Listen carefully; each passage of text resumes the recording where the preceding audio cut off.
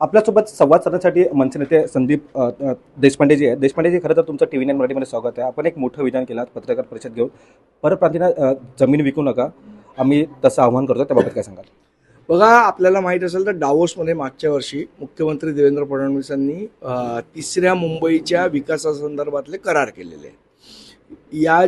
जो करार केलेला आहे, चिरनेर गावापासून आजूबाजूला तो जो परिसर आहे त्या परिसरामध्ये तिसरी मुंबई करायची, बिझनेस ग्रोथ सेंटर करायचं, लो इन्कम ग्रुपसाठी घरं बांधणं, असे अनेक विविध प्रोजेक्ट आहेत जे JN पाटीपासून पण जवळ असणार आहेत, विमानतळापासून पण जवळ असणार आहेत, अटल सेतूपासून पण जवळ असणार आहेत.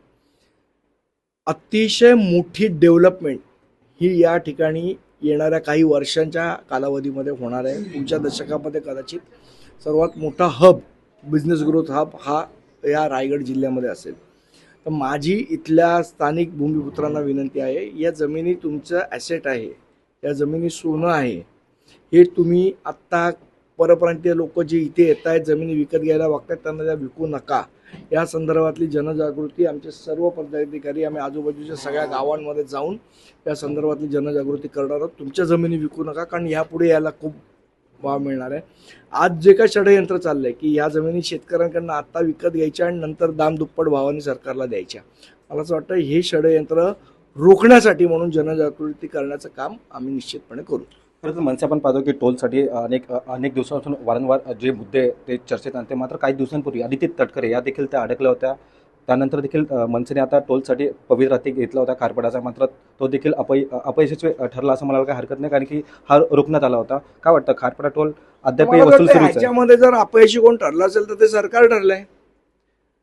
इथे भरत गोगावले आहे, तिथे आदिती तटकरे आहे, तिथे सुनील तटकरे, एवढे दिग्गज लोक बसून काय करतायत?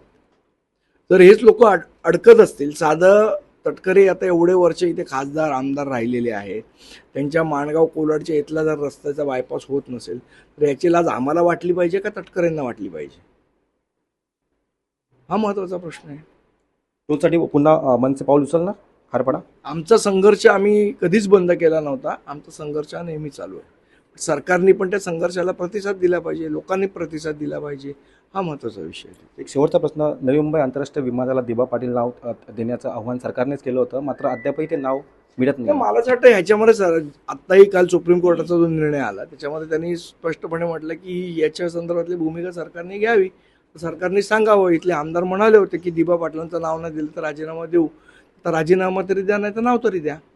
धन्यवाद. खरं तर आपल्यासोबत होते मनसे नेते संदीप देशपांडे. इथल्या आमदारांनी सांगितलं होतं की नवी मुंबई आंतरराष्ट्रीय विमानाला दिबा पाटील यांचं नाव द्या, मात्र ते आता नाव देत नाही, त्यांनी राजीनामा तरी द्या, असं जे विधान आहे ते संदीप देशपांडे यांनी व्यक्त केलेलं आहे. व्हिडिओ जर्नलिस्ट राजेंद्र साह, मी रवी कराड, TV9 मराठी, पनवेल.